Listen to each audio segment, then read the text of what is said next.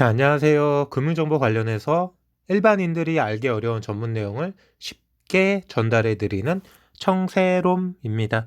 구독, 좋아요, 알림 설정 지금 눌러주시고 시청 부탁드리고요.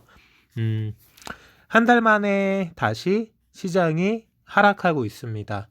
견조했던 3천선이 다시 깨졌고 1월 말에 악몽이 재현되는 듯한 하락이 나왔고 아직 목요일과 금요일 이틀의 시장이 2월 달에 남아 있죠. 어떻게 마무리되고 3월 달에는 어떤 모습일지 잠시 짚어보고 어떻게 대응해야 될지 생각해보는 시간 가져보도록 하겠습니다. 우선 코스피 차트고요. 오늘 살짝이지만 3천선을 깼죠. 자, 3200까지 돌파됐던 종합지가지수가 하락, 상승, 하락, 상승, 다시 하락. 요 2950 정도에서 3200 정도를 계속 박스권으로 움직이고 있는 상태입니다. 과연 이 흐름이 어떻게 마무리될까요? 제가 단원 들여서 말씀드리기 어렵지만 몇 달 전으로 그래프를 되돌려 볼게요.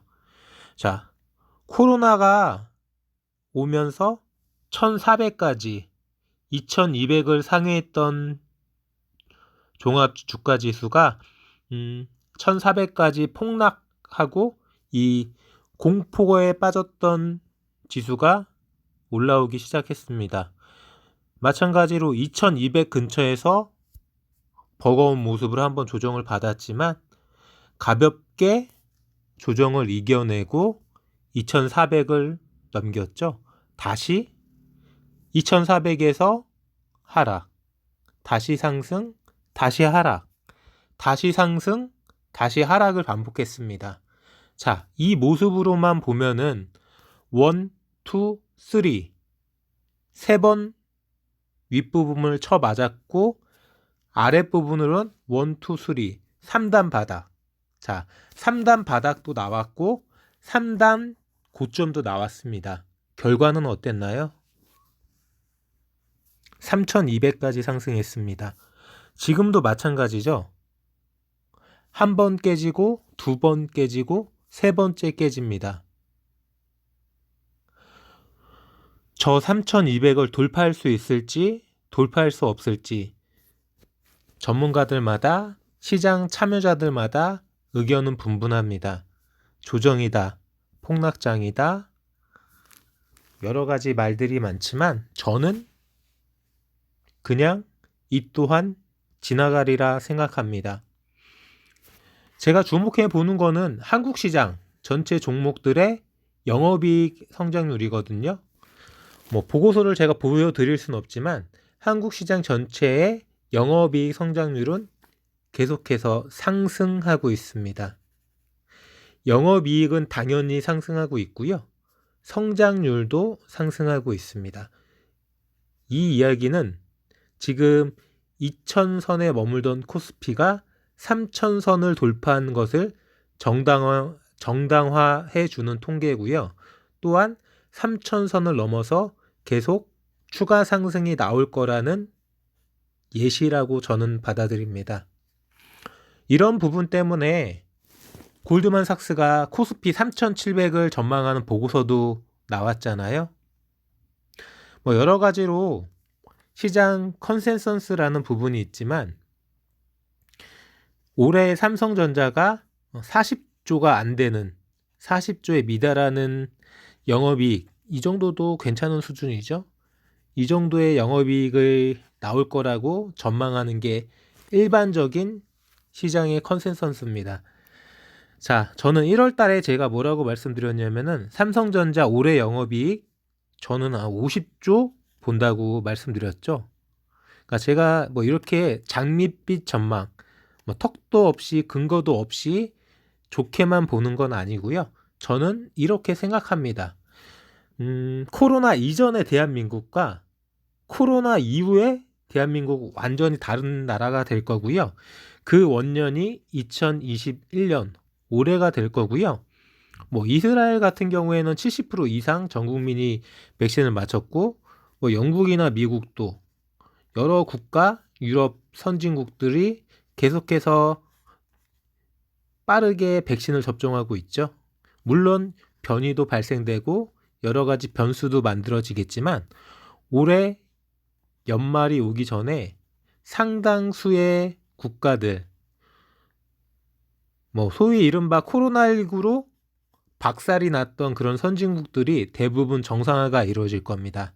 그러면은 그런 정상화가 이루어진 국가들이 결국은 대한민국의 제조업이 만들어내는 제품들, 상품들, 반도체, 자동차, 선박, IT 모두 우리나라 제품을 가장 많이 선호하고 가장 많이 판매가 될 겁니다.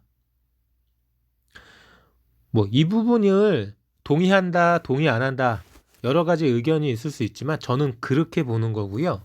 지금까지 코리아 디스카운트는 앞으로는 코리아 프리미엄으로 바뀔 거고요. 대전환이 이루어질 겁니다.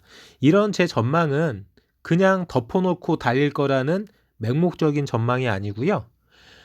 실적에 기반되고 경기 사이클이 기반되고 펀더멘탈이 좋아질 거고요.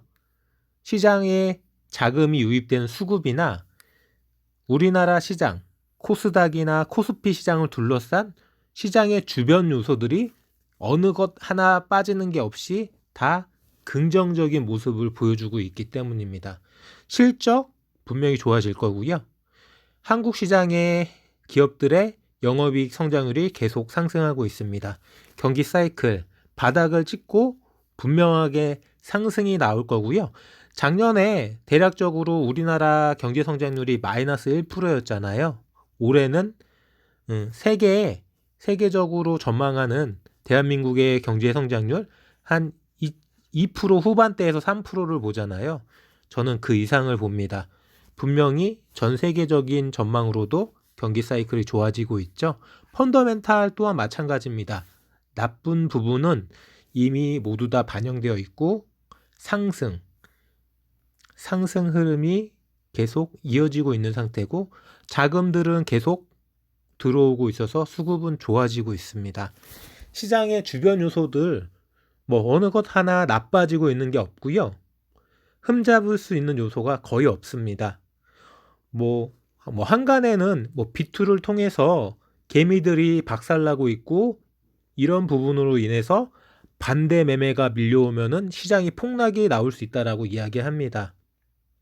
저는 그렇게 생각하지 않지만 그 이야기는 그만큼 계속 시장은 조정을 보이고 있었고요. 1월 달에도 2월 달에도 지금 조정을 보이고 있고 충분히 상승, 충분히 조정을 받으면서 충분히 건강하게 박스권으로 기간 조정과 가격 조정까지 충분히 이루어지고 있기 때문에 계속해서 건강하게 상승할 거라는 반증입니다.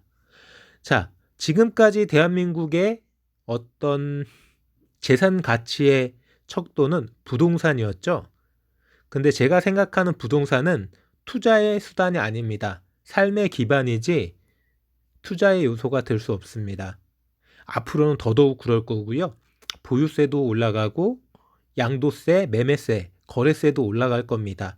주식은 물론 5천만 원 이상 수익을 거두면은 이제부터는 세금이 부과되는 세제가 만들어지지만 부동산하고는 차원이 틀리죠. 예를 들어서 강남이나 서울권, 수도권의 아파트가 5억이 상승하든 10억이 상승하든 그게 내 돈입니까? 반 이상, 심하게 얘기하면 3분의 2까지가 세금이잖아요. 자, 주식을 제가 5억이나 10억을 벌었습니다. 아무리 많이 세금을 내도 20% 이상 세금을 내지 않죠. 자, 뭐 절대적이라고 생각합니다. 투자 수단은 결국은 부동산에서 주식으로 옮겨질 수밖에 없고요. 위험 부담은 있지만 고수익의 투자 수단입니다.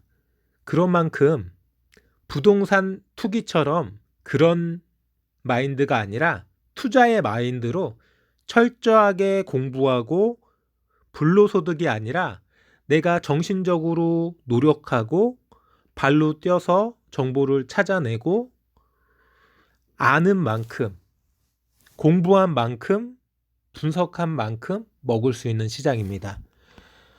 코스닥 시장 같은 경우에는 그래프를 보시듯이 마찬가지로 겁나는 상태죠. 쭉쭉쭉쭉 빠져서 900선도 위협적인 상태입니다. 마찬가지로 그래프를 몇 달 전으로 돌리겠습니다. 자, 코로나 사태가 터지고 419포인트까지 떨어졌던 코스닥 지수가 쭉 상승해서 800, 900을 찍었죠.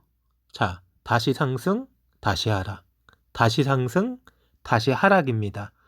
어떻게 보면 쓰리바닥, 쓰리고점이라고 할 수 있는 이것을 극복하고 지금은 장중에 1007포인트까지 보여줬죠.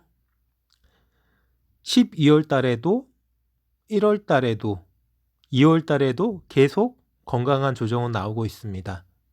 저는 결국 코스닥 시장도 코스피 시장도 한 단계 레벨업 되는 2021년이 될 거라고 믿어 의심치 않고요. 기사 하나 볼까요? 보시는 기사는 미국과 일본 이쪽으로 바이든 체제가 들어서면서 반도체나 배터리 동맹이 강화되면서 중국은 고립되고 한미일 경제적으로 이 삼각 편대가 중국을 소외시키고 핵심 유통망, 핵심 공급망을 독점하면서 전기차, EV 배터리나 전기차 플랫폼 등 여러 가지로 시너지, 상승 효과를 내면서 우리나라 또한 이 삼각 편대의 일부분으로 충분한 수혜를 받을 수 있을 거라는 예측 기사죠. 조선 비즈의 기사고요. 내용을 쭉 읽어보시면은 어떤 부분인지 충분하게 받아들이고 생각할 여지가 많은 기사입니다. 조선 비즈 기사이기 때문에 제가 전반적으로 다 읽어드리진 않고요. 이 조선 비즈 검색해 보시면은 기사 찾으실 수 있을 겁니다. 참고해 보시고요. 뭐 한간에 주식 격언으로 공포에 사라는 얘기가 있잖아요. 자, 겁먹지 마시고요. 그렇다고 내일 바로 관심 종목을 매매하시라는 이야기가 아니고요. 자, 겁먹지 마시고 펀더멘탈 잡으시고 성공 투자하시라고 드리는 말씀이고요. 종목이 떨어진 상태에서 추가 하락이 나올 수 있으니까 바로 매수가 아니라 바닥을 확인하고 반등, 터닝 포인트를 보시고 관심 종목에 들어가시기 바랍니다. 단순하게 무턱대고 시초가로 들어가지 마시고요. 주가가 상승할 때는 상승의 끝, 고점을 확인하고 매도고요. 주가가 하락할 때는 하락의 끝, 저점을 확인하고 매수입니다. 이 저점 매수, 고점 매도 항상 명심하시고요. 성공 투자 하시기 바랍니다.